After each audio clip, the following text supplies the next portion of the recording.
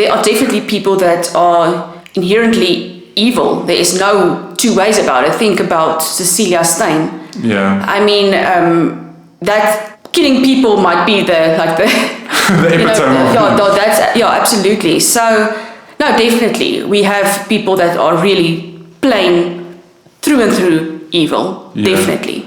And those people should be removed from the streets. They should be removed from society before things like this happen. Yeah. I mean, for me, almost more clear example of that would be Michaela. Yeah. In terms of how she was always good.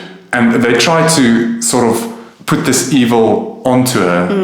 And the good in her there was always this little seed, that little bit of resistance. And when that in the show gave me chills, to think, like, that made me believe in good and evil. No, I definitely believe that. And we have also brilliant people, good people. Think about Gift of the Givers, what they are doing every single day. I can't, there's so much good in this country as well, definitely. Yeah, but we just, it's that I actually spoke to Carla Pretorius, our netball captain in our first episode, and we also spoke about the fact that whatever you're focusing on is what you're going to see. So if you walk around and you're looking for the bad news, it's going to be there. Definitely. But if you're looking for the good news, there's massive amounts of that as well. And if there isn't, then go and sort of make your own small good news. Yeah, and I mean, I named the charity organization now, but there are small little charities happening amongst us every day. People doing good. Yeah. And like you've said, to actually just see those things and to make that your reality, not to look at the crime stats every year and think, here we're going again, Yeah, but I mean, again, I think crime and evil is not necessarily connected, if that makes sense. If someone who steals or even kills on the street because of circumstance is a different situation from someone who kills out of the enjoyment of the act itself. I agree with, if someone steals a bread to feed children, I mean, that's something else. It's still punishable and it needs to be, otherwise we're going to become a banana republic. But you can't, that might be a devoted father before it is an evil killer or an evil person. Not look at the killer, but because a person stole something. But how do you think you unlock that? I mean, what is the mom's name again? From Devilsdorp? Michaela's mom. No, not Michaela's mom. Ria. No. The two kids' mom. Oh, Miranda. LaRue and... Miranda Steyn. Like something like she's fascinating. She is. to me, right? Because I mean that feels like someone who's always been latently evil and now only got an opportunity to act out on it. Yeah, there's not a lot enough information available about her past, but what I know, there are a few things that you can pinpoint and say, okay, maybe this was the beginning of the derailing or whatever. But I mean, it's easy to say so in hindsight. I'm sure if you look at anyone's past, you can say, in matric they were bullied, or somewhere they broke their arm and they were stuck at home for 2 weeks and they got bored, and like everyone has sort of things, I suppose, that you could point to. So the next question will be why did she become a serial killer and the rest of us with all of our little things didn't? Yeah, so I think that's definitely a part of a psychological thing as well. There has to be something for you to derail like she did. To that extent. Yeah, to that extent. No, definitely.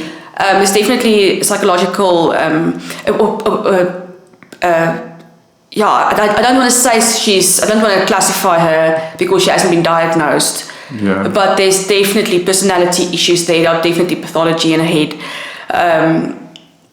But we just don't know to what extent. But there's those things, I mean, you can see if you talk to her while she was still in court, or even when she testified after she was sentenced, because she testified on behalf of Cecilia as Cecilia's best friend. That was part of their whole plan. Mm-hmm. Even then, she the details that she divulged, it was Yeah, it was a sadistic killer talking. I mean, the way she described, she was so proud.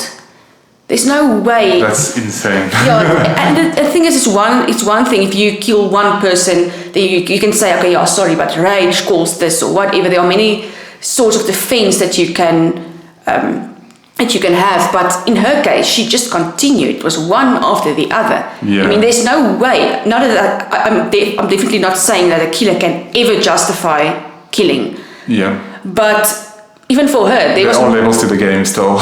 Yeah, and she, I mean, there's no way that you can say, I shame you, she went through something bad and then one person was killed in the process. No, this woman continued, and she was extremely proud of her successes, because that's how she saw this. Yeah. Like, this is something that she's been wanting to do all her life, and she now just got an opportunity. And that was her exact words. I felt this relief, as if I wanted to do this my whole life. That was exactly her testimony. That is terrifying. It is. Yeah. I mean, that makes you think, do you think there are many people with such impulses, but they just don't get the sort of platform, I suppose, and Cecilia just provided them with the platform to live that way? Or do you think, I guess we have to hope that it's not the case, that there are many people like this walking around? Yeah, well, I do think if maybe use the word derail again to that extent, it will happen. Whether you'll find your platform somewhere. If someone doesn't present you with a platform, you will create it yourself. Definitely. So you think it was just the perfect storm? I just think it was the perfect storm. Cecilia provided this perfect world for them to develop as killers. Yeah, maybe it wouldn't have been to that extent if they got into another group or whatever. Yeah. But that extent of being fanatic about things, because that's one very big thing of cult members. They're very, very fanatic about their religion.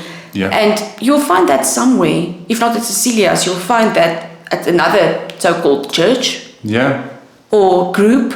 Or maybe they would have become part of a big drug syndicate, because that was also things that they didn't mention in Devilsdorp.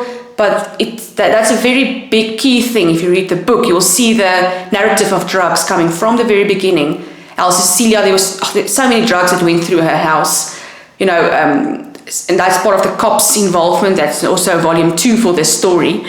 But there are cops that being suspected of being part of this, and the drugs, there is a big motive. So Marinda at that stage were using already, even before she met Cecilia. So if she didn't meet Cecilia, she would have met someone else, and maybe killings would have. She was just in this fraught circumstance. It would have happened. It would have happened somewhere. That's what I think. Yeah.